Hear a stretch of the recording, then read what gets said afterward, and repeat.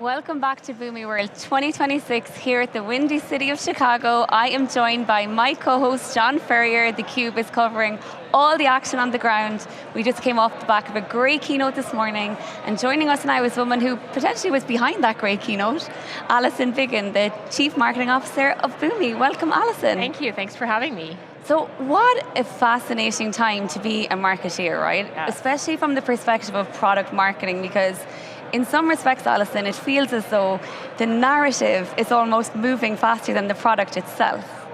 Talk to us a little bit about what's been happening for you and the team at Boomi. I know we had some great revelations from Steve this morning and some other members of the team, but it's this time of great flux, right? How are you? So obviously, you talked about the keynote, and I know you spoke to Steve before this, and he's a force, a power to really be reckoned with, and so for us to start with, we're incredibly fortunate that we have a CEO that has such incredible vision and really the ability to see around corners in terms of where the market is going.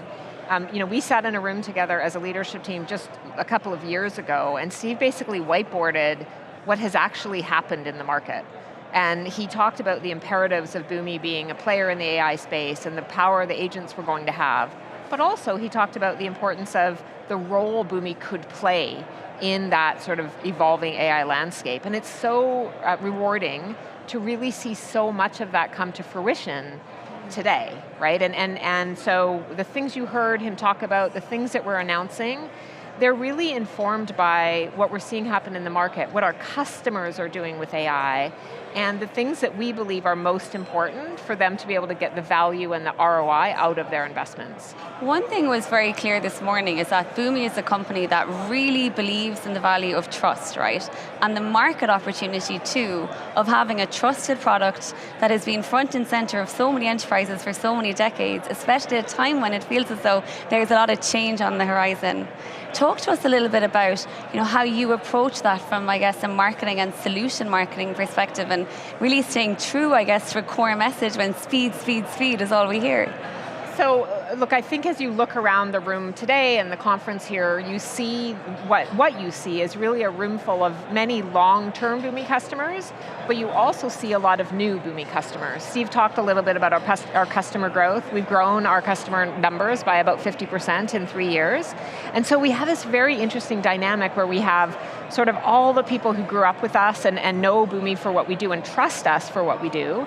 And then we have the folks that are joining at least partially because of the innovation we're delivering to the market. And so it's a very interesting balancing act, if you will, where we do want to stay true to our heritage and to our legacy, because that is actually what gives us the right to ask for and to gain our customers' trust, because we've been doing this for a long time, because we understand the importance of connected systems and taking advantage of all of the existing investment and infrastructure people have, but also being able to move quickly into the future. And so, it's all headroom for you guys because you've done all the hard work that's a requirement for the agentic era. So, and that's not going to go away. You still have that business, it just increases your TAM. Absolutely. As you guys go broader. So how do you think about that? Because now you have an opportunity to market the value proposition everybody wants in the world. You got AI builders, a new persona emerging, not just developers. Domain experts are building. You got the C-suite activated for business model transformation. What's your strategy? How are you thinking about this? At least part of what I do actually is I actually think about my role, because as a business leader, we are looking through marketing how we use AI to make things better, faster, easier, sometimes cheaper.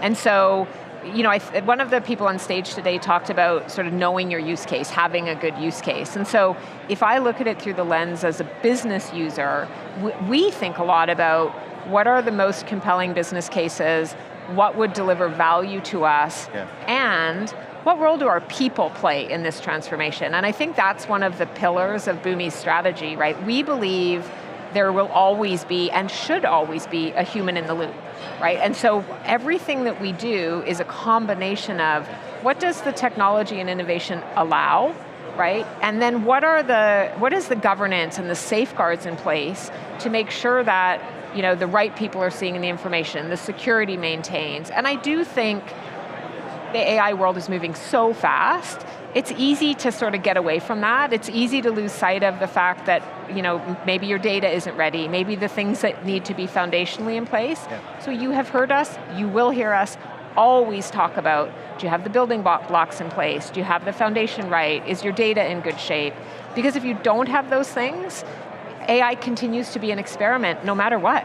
I want to piggyback on what Gemma said earlier to you, because you're on the go-to-market side, you're marking the value. You got the piece parts. You got the Lego blocks, you got all the pieces on the product side, clear as day. We're covering it, keynotes, evidence. In this era of AI, the go-to-market is also super high velocity. It's a lot different than it was even a few years ago. So how are you thinking about that? Because some people fake it till they make it. They got the hype going. They don't have the jewels. They don't have the pieces. You got the pieces, you got the DNA, you got the customers.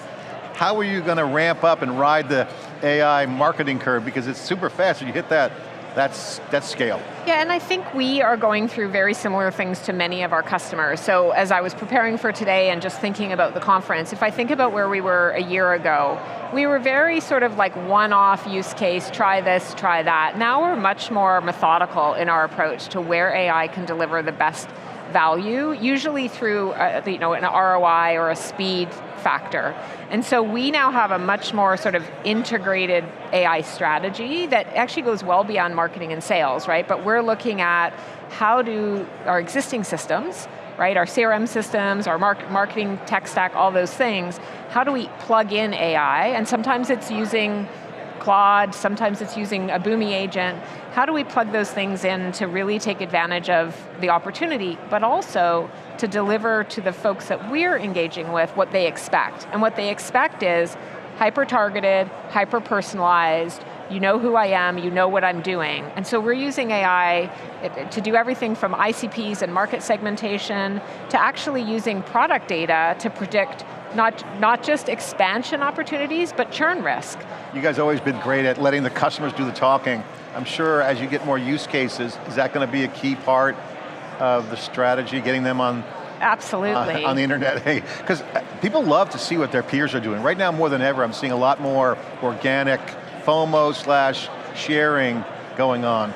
Yes, and you heard a couple of the stories today, but what you may not have heard at the beginning of the keynote is our community now is over 330,000 members, and so one of the things we want to make sure is, yes, there's the formal ways that we do case studies and speak at conferences, but we actually really want to make sure we're really activating that community, because customers want to share with each other, all right? And they want to have the conversations and understand what they're doing in their Boomi environment with their AI investment, and so the community is a huge focus of my team going forward. And Alison, last question, because I'm getting the nod about time. Time goes too fast at Boomi World, I can tell you that. When we think about this move to a data activation company, right, and the year ahead, and that's a solution-orientated marketing message. What does this next year look like for you and your team? Like, how do you, again, separate, I guess, the signal from the noise in what is quite a noisy space right now in enterprise tech?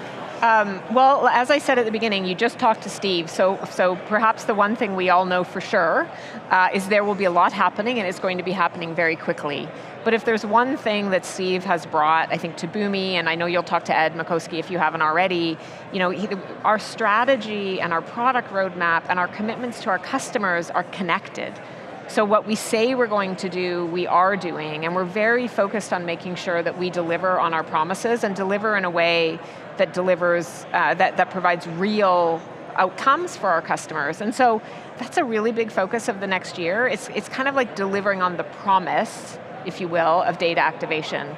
It's hard to not always be looking for the next thing. And so I'll leave that to Steve while we focus on making sure we deliver on the commitments and promises You're we've made to our connected enterprise customers. first. We are the connected enterprise first. Walk the talk. Yes, we will drink our own champagne, if I you will. love that. And you know what, when you deliver on the fundamentals, you also compound on trust, right? So it's a great strategy, Alison. Alison Biggan, thank you so much for joining us on theCUBE.